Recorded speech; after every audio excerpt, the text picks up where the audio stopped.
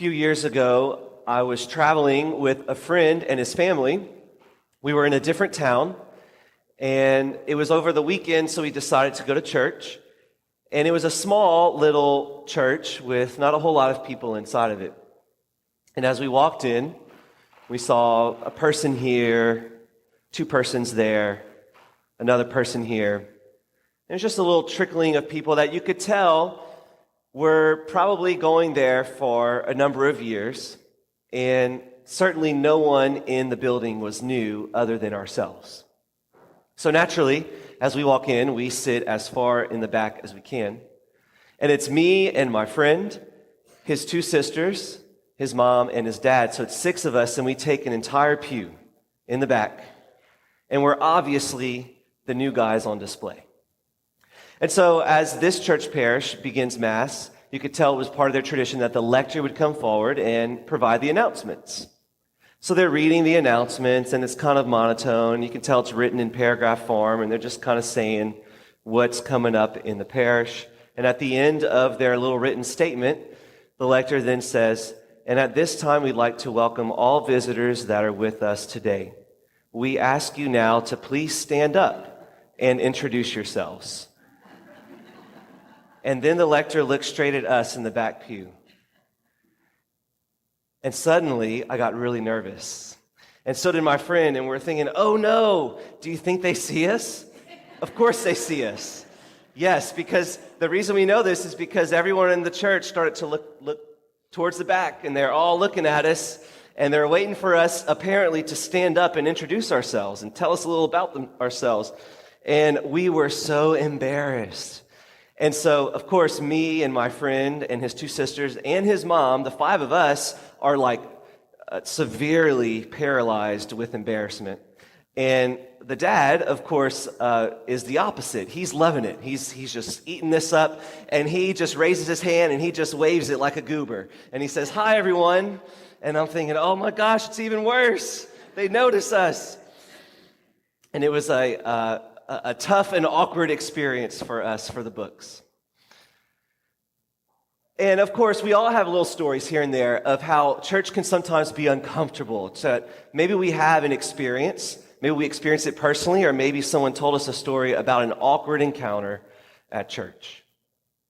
Unfortunately, though, some of us have stories, either personally or that we've heard about, where it was more than awkward, that in fact it was negative, where people have a negative experience in the church walls. Unfortunately, I hear stories like this far too often. Sometimes it's the priest who was maybe having a bad day, who was just unfriendly and said something harsh. Or maybe it was a church staff member who was just rude on the phone or through an email and was just very off-putting. Maybe sometimes I hear the story of someone will go and they'll sit into a pew and suddenly they realize that it was someone else's assigned seat. Then they've been sitting in that pew for 30 years and they apparently sat in the wrong spot and they received an ugly word or a judgmental glance.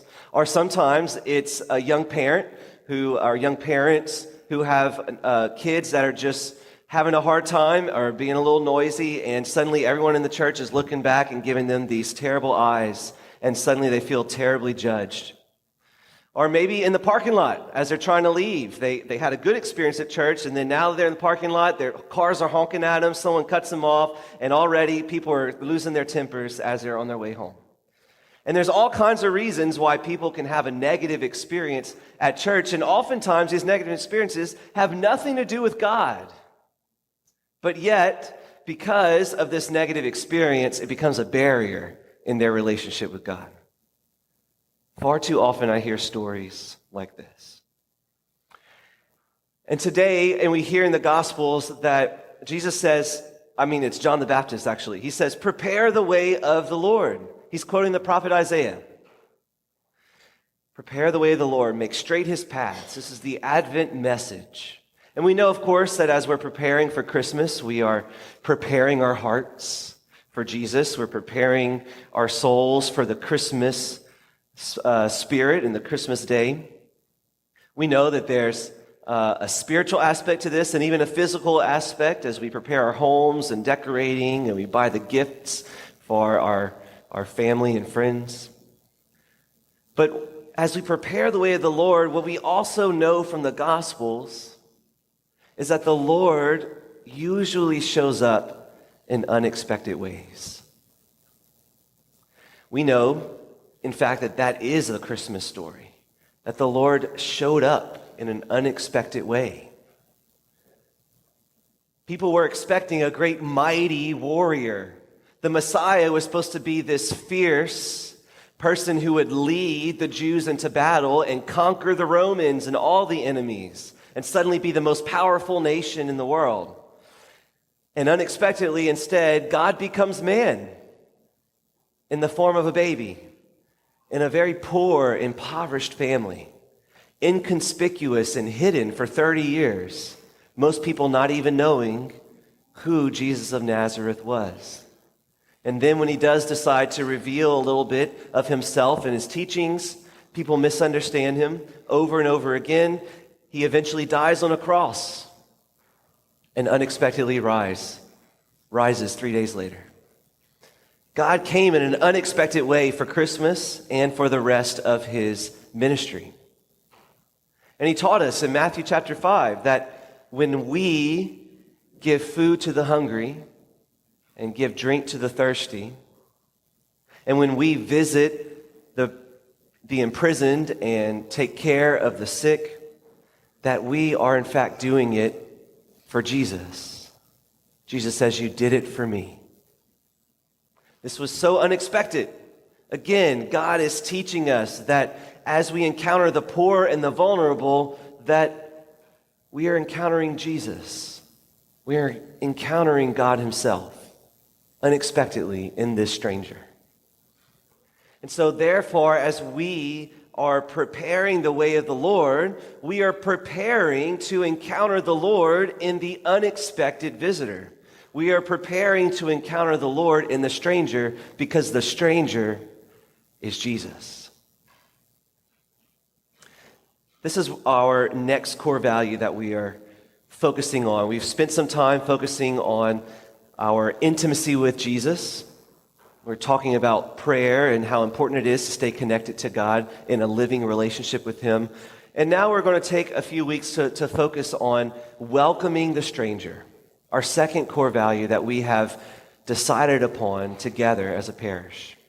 How awesome would it be if we were a parish that didn't create barriers for people in their relationship with God, but instead facilitated that relationship and set them up for success? That we would welcome the stranger as they come through these doors. Today in the gospel, St. John the Baptist, when he's quoting the prophet Isaiah, he also says, "All flesh will see the salvation of God." All flesh will come to the wedding feast of the Lamb. All flesh. In other words, every single age group, every single race, every single economic background and political affiliation. We are all invited to the wedding feast of the Lamb. We are all called to draw near to the Lord. But so many people don't even come close because too often we, sometimes not even intentionally, create a barrier. By our words, by our actions, by our judgmental looks. And sometimes we become the issue, preventing someone else in their relationship with the Lord. But we want to be a parish that is different. We want to be a parish that welcomes a stranger. We want to be a parish that is genuinely attentive to others. From my perspective, I have a unique position that I'm in as the priest, that I get to see very often, sometimes, that many of you are suffering, but sometimes other people don't realize it. Very often you're suffering silently. And as I see you suffering silently, it breaks my heart to know that sometimes someone might say or do something that will affect you negatively when you are in a moment where you're vulnerable and fragile. We don't want to be that parish. We want to be a parish that assumes that everyone is struggling, at least in some way. And as we're all struggling together, we are going to facilitate all of our encounters with God right here at this altar. That we are ready. We're ready to welcome the stranger in a way that's genuine and attentive to the needs of the others. I know that sometimes a parish will, say, turn to your neighbor on your left, tell him hi. Turn to your neighbor on your right, tell him hi. And the problem with that is that at least 50% of you are going to hate that. And 50% of you are just going to feel ostracized and frustrated by that experience because it doesn't feel genuine. Some of you will love that, and I'm sorry, we just won't do that here. But what we can do is be genuinely interested in the people in these pews and attentive to the people that might look new so that we can reach out to them in a way that makes sense, in a way that's not uncomfortable and awkward, but rather a way that's attentive to their personhood so that we can attend to their needs and make them feel safe and a part of this family. Because when people come through these doors, they are expecting to encounter God. And we want to make sure that they feel safe and at home in that search. So I want you to think for a moment tonight, very honestly, consider for a moment, if you were brand new to St. Leo,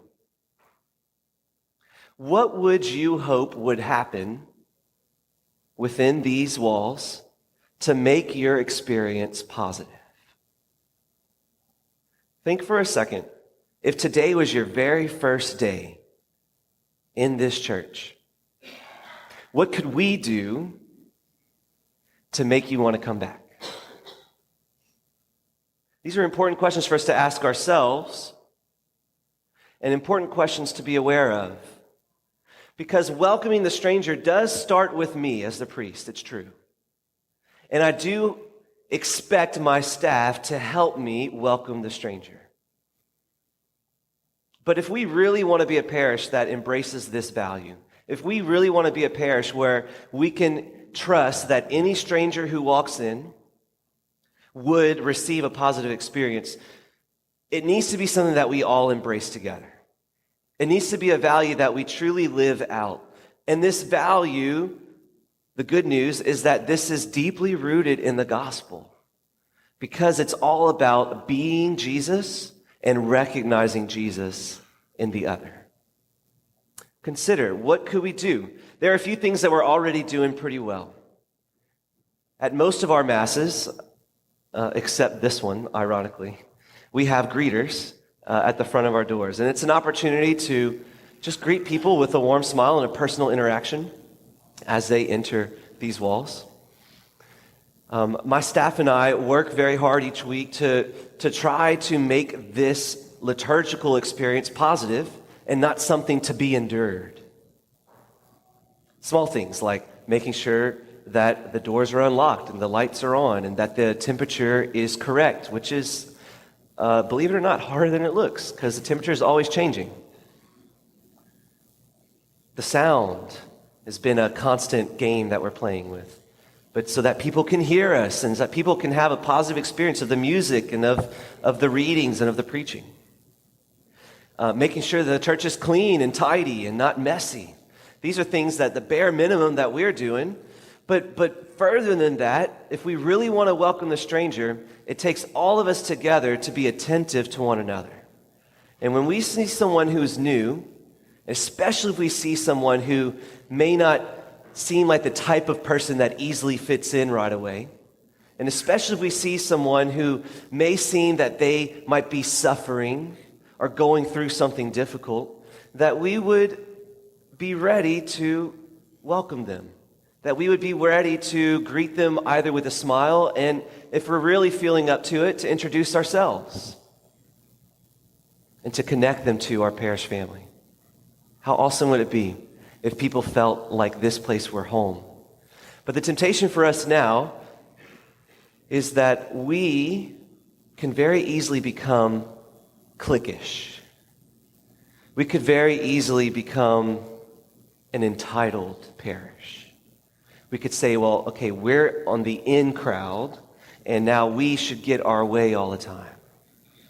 And we become closed off to anyone else entering into our circle. But we don't want to be a parish like that, because that parish can become very harmful to people who are truly in need. Last Sunday was a beautiful experience for me to see our parish gumbo. Some of you were there. We had over 200 people in our parish hall eating gumbo and just spending time together. And it was beautiful. One of the parishioners came to me at the end and said, "Father, look how amazing." And they said, "Father, you don't understand. 3 years ago, we had the parish gumbo, and you could literally hear the spoons hitting the bowls. And people ate real quickly, and they left." And I thought, wow, we've really come a long way. Because this year, people were laughing, they were telling stories, they were spending time together, and they were lingering, and they didn't want to go home. We are becoming a parish family that knows each other, but we want to keep that going. We want other people to feel safe enough to come into this family so that we can have a culture of welcoming the stranger as God has instructed us to do so in the Gospels. And so as we continue with this Advent season, our mission is not only to prepare our hearts for the Lord, but to prepare our parish for the Lord as he comes to us in the stranger. Amen.